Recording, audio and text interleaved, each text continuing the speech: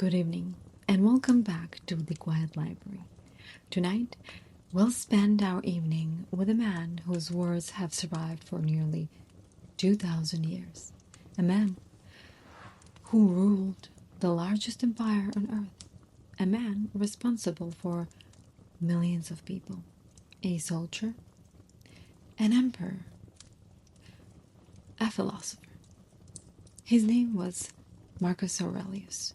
You may have seen his quotes scattered across the internet, or perhaps you've heard people describe him as the greatest Stoic philosopher of all time, or perhaps this is the very first time you've heard his name.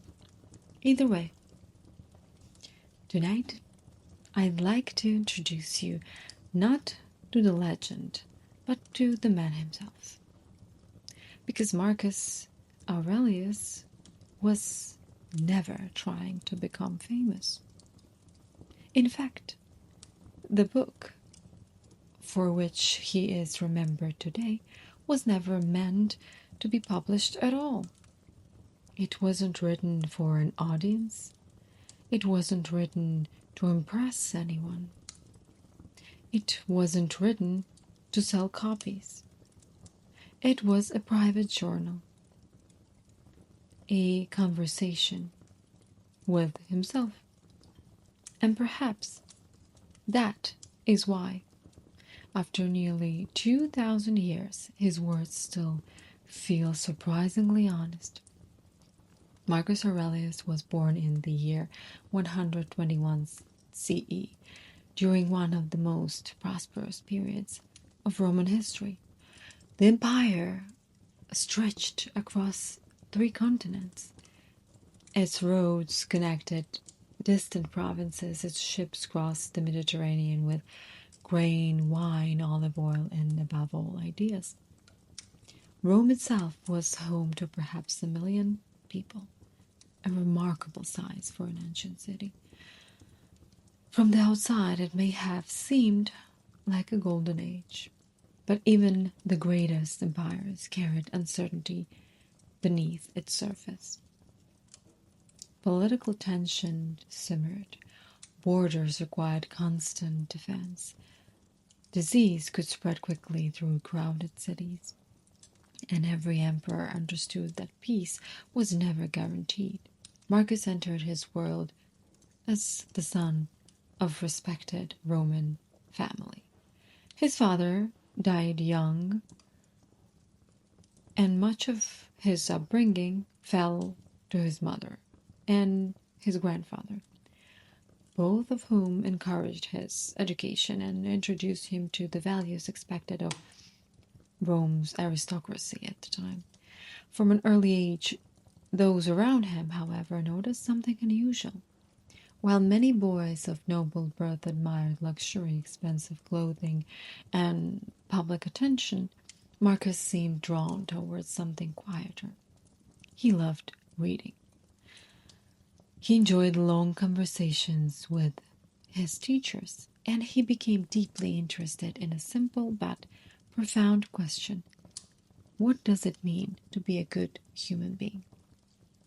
That question would quietly shape the rest of his life.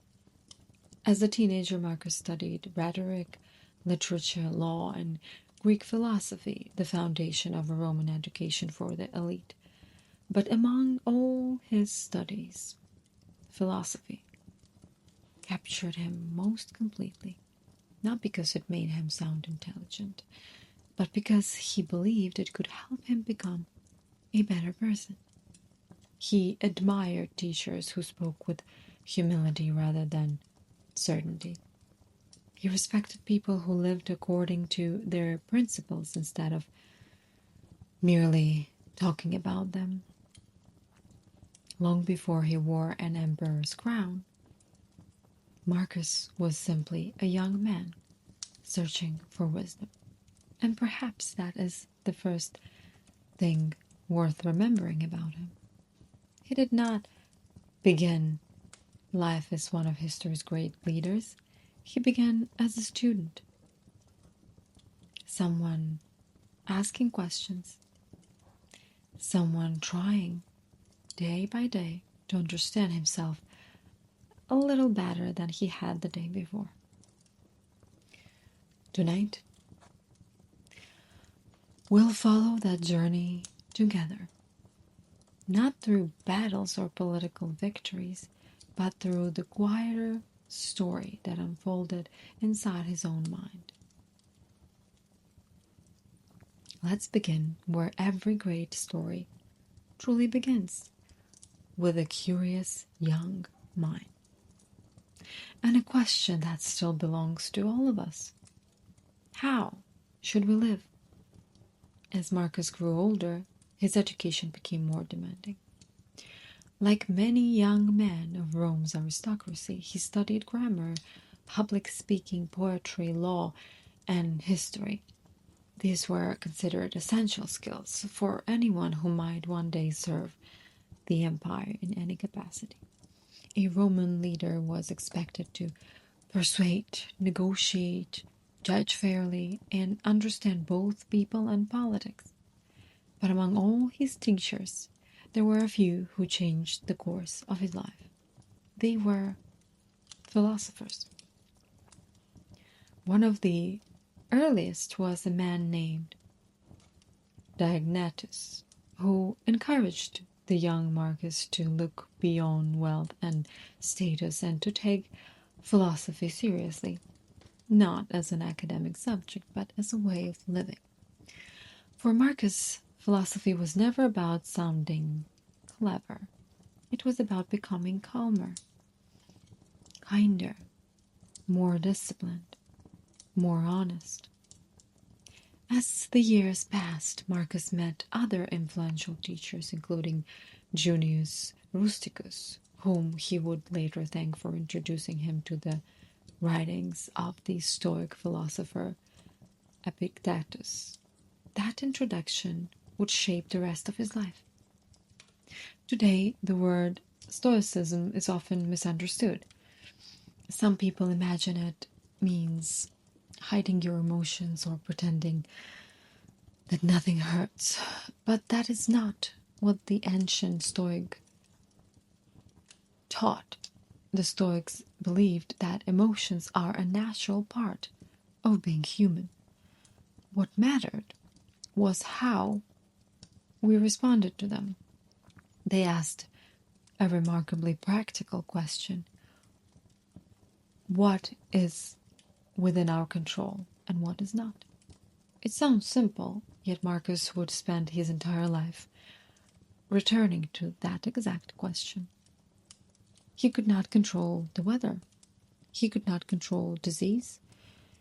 He could not control whether others praised him or criticized him. He could not even control how history would remember him. But he could control how honestly he spoke, how fairly he judged, how patiently he listened, or how courageously he faced the difficult days. And this distinction became the foundation of Stoic philosophy, not because it eliminated suffering, but because it helped people carry suffering with greater dignity. As you listen tonight, you may notice that these ideas feel surprisingly modern today. That is one of the remarkable things about philosophy. Human beings have changed enormously over the centuries. Our technology, our cities, our medicine, our understanding of the universe. Yet, many of our deepest struggles remain the same, familiar. We still worry about what other people think about us. We still lose those who we love. We still fear uncertainty. We still hope to become better versions of ourselves one day. Marcus recognized these struggles nearly 2,000 years ago. Not because he possessed some extraordinary powers of insight, but because he paid careful attention to the ordinary experience of being human. One of the most striking things about Marcus is that he never claimed to have perfected these ideas. If you read Meditations, you'll notice that he repeats the same reminders over and over again.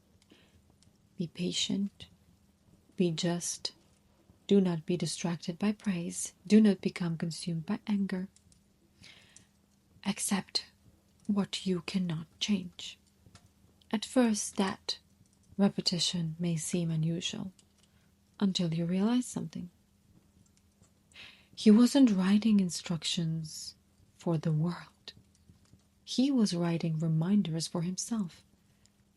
Just as many of us leave notes on the refrigerator or write goals in our journals, Marcus filled page after page with quiet reminders of the person he hoped he can become. Perhaps that is why his writing feels so deeply personal. It isn't the voice of someone standing on a stage. It is the voice of someone sitting quietly at the end of a long day, trying, once again, to become a little wiser than he was just yesterday. And perhaps that is something every one of us can understand. History has a curious way of choosing its leaders. Some spent their entire lives chasing power, and others seemed almost surprised when it arrives at their doorstep. Marcus Aurelius belonged to the second group. As a young man, he was not preparing to become emperor. In fact, there was very reason to believe someone else would wear the imperial purple. But history is rarely predictable. The emperor at the time was Hadrian, one of Rome's most capable rulers. But as he grew older, it became clear that he needed to choose a successor, not only someone who could govern wisely, but someone who could preserve stability across an empire stretching from Britain to the deserts of North Africa and from the Atlantic Ocean to the edges of Mesopotamia. Hadrian's first choice died unexpectedly, so he made another plan. He adopted a respected Roman senator named Antonius Pius as his son and successor. But there was one condition. Antonius, in turn, would adopt two young boys. One of them was Marcus Aurelius. It may sound unusual today, but adoption among Rome's ruling families was often a political decision rather than a private family matter. An adopted son could inherit not only the wealth, but responsibility, which is significant. And with that single decision, Marcus's future changed forever. Almost overnight, the young student of philosophy found himself preparing for a role unlike any other. He was no longer simply learning how to live a good life. He was learning how to govern one of the largest empires the world had ever known. For the next 23 years, Marcus lived under the guidance of Antonius Pius. Those years became one of the greatest educations any future ruler could hope for. Antonius was known for his patience, his fairness, his careful judgment, unlike many rulers remembered for dramatic conquests. Antonius spent much of his reign preserving peace and strengthening the empire from within. Marcus watched closely. He learned that leadership was often quiet, that a good ruler spends more time listening than speaking, more time thinking than reacting. Many years later, in Meditations, Marcus wrote with deep gratitude about the people who had shaped his character. Again and again, he thanked his teachers, his family, his friends, and Antonius himself. He admired not only what they accomplished, but how they lived, their patience, their generosity, their self-control. It is easy to imagine great leaders believing they achieved everything alone. Well, Marcus never did. He understood that every human being is shaped by countless others, teachers, parents, friends, strangers even. Every life becomes a collection of borrowed kindnesses, and perhaps that realization kept him very humble. Then, in the year 161 CE, Antonius Pius died peacefully after nearly 23 years as emperor. Marcus was 40 years old. After decades of preparation, the responsibility he had never sought now rested upon his shoulders. He became Emperor of Rome. Imagine that moment. One morning, you're a student of philosophy, and that same evening, the future of millions of people depends upon your decisions. It is difficult for us to fully grasp the weight of such responsibility. The Roman Empire stretched across continents. It was enormous. Its armies guarded thousands of miles of borders or frontier. Its cities depended upon steady supplies of grain. Its laws governed people who spoke dozens of different languages. Every decision carried consequences. Every mistake could echo across the known world. Yet history tells us something quite remarkable. Even after becoming emperor, Marcus never stopped thinking like a student. He never believed he had finished learning. He never imagined that authority made him wiser than everyone else. Instead, he continued asking himself the same quiet question that had guided him since he was a young boy. How should a good person live? Only now, he had to answer that same question as the most powerful man in the world. For many people, philosophy is something we study when life is peaceful. Marcus Aurelius did not have that luxury. Almost from the beginning of his reign, the Roman Empire entered one of the most difficult periods in its history. To the east, war broke out with the Parthian Empire. Roman soldiers marched thousands of miles from home. Victories were won, but they returned carrying something far more dangerous than any enemy army could: a disease. Today, historians generally believe it may have been either smallpox or measles, though no one can say with complete certainty. What became known as the Antonine Plague spread across the empire. Cities emptied, families mourned, trade slowed, entire communities changed almost overnight. For years, the disease claimed countless lives. Marcus could not stop it. No emperor could. Medicine in the 2nd century simply did not have the knowledge or tools we possess today. Imagine ruling an empire while watching people suffer from an illness no one truly understood.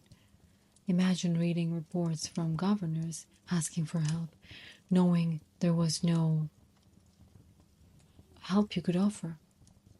Not long after, new conflicts erupted along Rome's northern frontiers. Germanic tribes crossed the Danube. Frontier settlements came under attack. Marcus spent years away from the comforts of Rome, living in military camps, traveling with his armies through cold winters and uncertain campaigns. This surprises many people. When they picture Marcus Aurelius, they often imagine him sitting quietly in a marble palace surrounded by books. The reality was very different.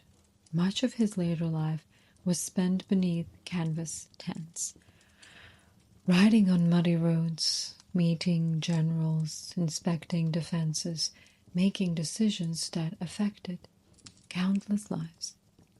And somewhere in the middle of all that responsibility, he continued writing. But not speeches, not laws, not letters meant for history. He wrote reminders to himself, short reflections, private conversations, sometimes only a few sentences long. These writings would later become the book we know today as Meditations. One of his most famous ideas was remarkably simple. You have power over your mind, not outside events. Realize this, and you will find strength. It is one of the most quoted lines from Meditations, but it becomes far more meaningful when we remember where it came from. Marcus was not writing those words from a quiet retreat in the countryside. He was writing them while confronting war, disease, political pressure, and the constant uncertainty of leadership. These were not inspirational sayings created for future generations. They were reminders written for a tired emperor trying to remain steady in a world that often refused to be. That may be one of the reasons his words still resonate today. They were earned, not imagined. Marcus never suggested that life would be easy. He never promised that good people would avoid suffering. Instead, he asked a quieter question. When suffering arrives, who will you choose to be? Will you become bitter, cruel, hopeless, or will you continue trying to act with wisdom, fairness, and compassion even when circumstances make that difficult? It is not an easy philosophy. Perhaps it was never meant to be easy. But Marcus believed that character reveals itself most clearly when life becomes difficult, not when everything goes according to plan, but when it doesn't. As the years passed, Marcus faced not only public hardships, but private ones as well. He and his wife, Faustina, had many children. Tragically, several of them died in childhood, something heartbreakingly common in the ancient world. Like countless parents throughout history, Marcus knew the grief of losing children he loved. He rarely wrote directly about those personal losses, but throughout Meditations, there is a quiet awareness that life is fragile, that nothing we cherish is guaranteed forever. Perhaps this is why his writing never feels arrogant. It feels human, because behind the emperor, behind the philosopher, behind the statue carved in marble, was simply a man doing his best to meet each day with courage. As the years passed, Marcus continued returning to the same quiet habit whenever time allowed. He wrote, not every day, not according to any kind of schedule. Sometimes while traveling with the army, sometimes during moments of rare peace, sometimes perhaps after particularly difficult days. He opened a notebook, picked up his pen, and spoke honestly to the only person who would ever read those words: himself. That notebook would eventually become what we now know as Meditations.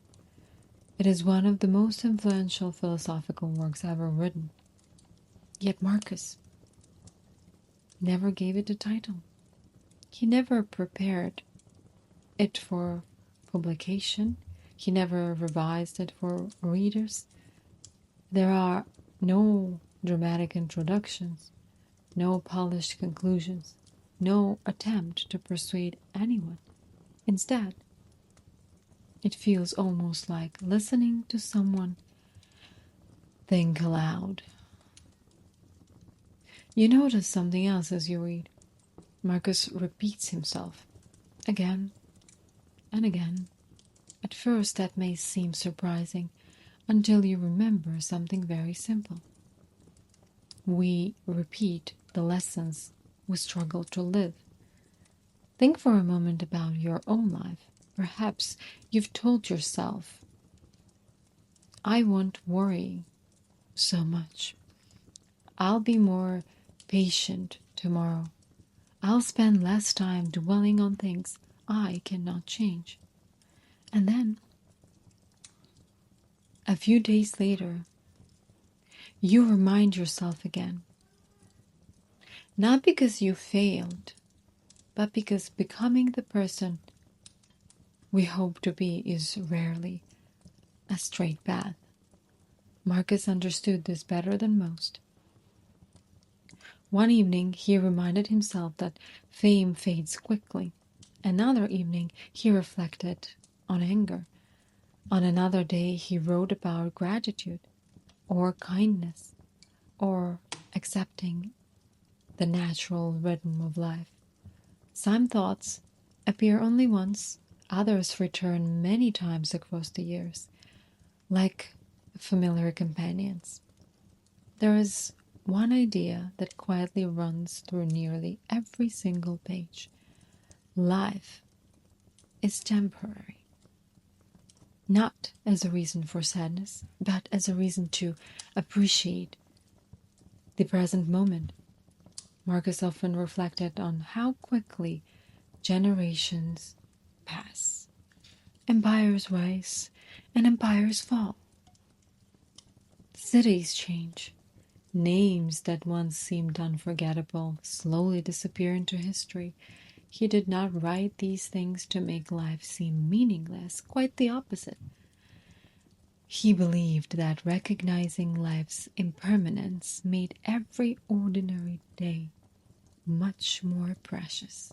Every conversation, every friendship, every sunrise, every opportunity to choose kindness. In many ways, Marcus reminds us to pay attention, not because tomorrow is guaranteed, but because it isn't. Another theme appears again and again. Humility. Marcus constantly reminds himself that he is simply one small part of something much larger. The Roman Empire may have depended upon his decisions, but the universe did not revolve around him. The seasons continued, the stars continued, nature continued its quiet work with or without emperors. There is something strangely comforting in that thought. The world asks us to believe that everything depends on us. Marcus gently suggests otherwise. Do your duty, do it well, then allow the rest to unfold. Perhaps the most remarkable thing about meditations is not its wisdom. It is its honesty. Marcus never pretends to have mastered his own mind. He reminds himself not to lose his temper, because sometimes he did. He reminds himself not to seek praise, because sometimes he longed for it. He reminds himself to meet difficult people with patience, because he knew patience did not always come naturally. The journal is not the work of a perfect man. It is a work of a man practicing, and perhaps that is why it still speaks to us after nearly 2,000 years. Not because Marcus reached perfection, but because he never stopped trying. And if you listen carefully, you begin to realize something. Perhaps Meditations is not really a book about becoming extraordinary. Perhaps it is simply a book about becoming a little better than we were yesterday. And maybe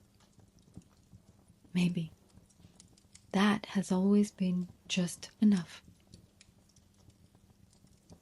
The evening has grown late. Outside, the Roman camp has become quiet. Most of the soldiers have long since retired to their tents. The conversations that filled the air only hours before have faded into silence. Somewhere in the distance, a horse shifts its weight. A guard quietly changes his watch. The wind moves gently through the canvas shelters. But Marcus remains awake a little longer. A single oil lamp burns beside him. Its flame is small. It's steady. Unhurried. Before him rests a simple notebook. No audience will ever read these pages. No senator will praise them. No historian will preserve them intentionally. As far as Marcus knows, these words belong only to him. He pauses for a moment. Then he writes, not because he has discovered every single answer, but because writing helps him remember the questions. How should I meet today? With patience. Where did I fall short? What kind of person do I hope to become tomorrow? These are not the questions of an emperor. They are the questions of a human being. Perhaps that is why they still feel so familiar. Nearly 2,000 years separate us from Marcus Aurelius. The Roman Empire is gone. Its borders have disappeared. Its soldiers no longer stand watch. Its temples have become ruins. Its language has changed. And yet, open the pages of Meditations today, and you will often find yourself nodding quietly. Not because the world has remained the same, but because people have. We still wrestle with disappointment. We still wonder whether we are making the right decisions. We still lose our patience. We still worry about tomorrow. We still worry about every day. We still hope to become wiser, kinder, more courageous maybe. History often feels distant. Dates, battles, empires, names that were carved into stone. But every now and then, history becomes something else. A conversation across centuries between two people who will never meet. One writes, another reads, and somehow they understand one another. Perhaps that is one of the greatest gifts a library can offer. Not simply information, but companionship. The quiet realization that someone somewhere long ago struggled with many of the same questions that live inside of us today. Now the lamp burns a little lower. Marcus closes his notebook. Tomorrow will bring more decisions, more uncertainty, perhaps more sorrow, or perhaps an unexpected joy. Whatever awaits him, he will meet, one day at a time, not perfectly, but simply as well as he can. And you rise quietly and leave him to his evening. Outside, the night sky stretches above the Roman camp. The same stars that watched over Marcus Aurelius still shine above us today. They have witnessed empires rise and fall, generations come and go, countless lives unfolding beneath their quiet light, and still they remain. Perhaps there is comfort in that. Some things change, some things endure. As you make your own quiet journey home tonight, you may not remember every date we explore or every name we mention. History has a way of gently blurring with time. But perhaps you will remember one small idea. That wisdom is rarely something we achieve all at once. It is something we practice patiently, quietly,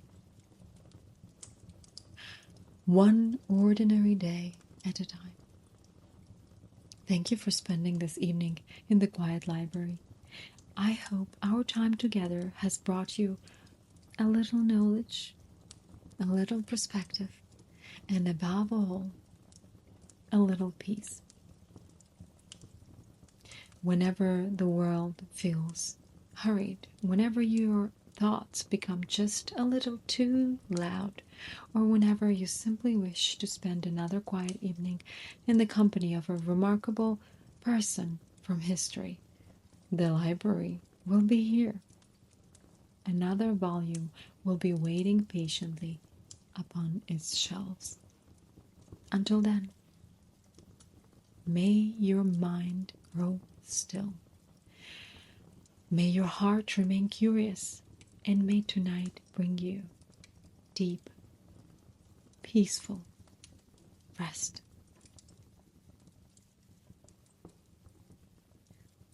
Good night.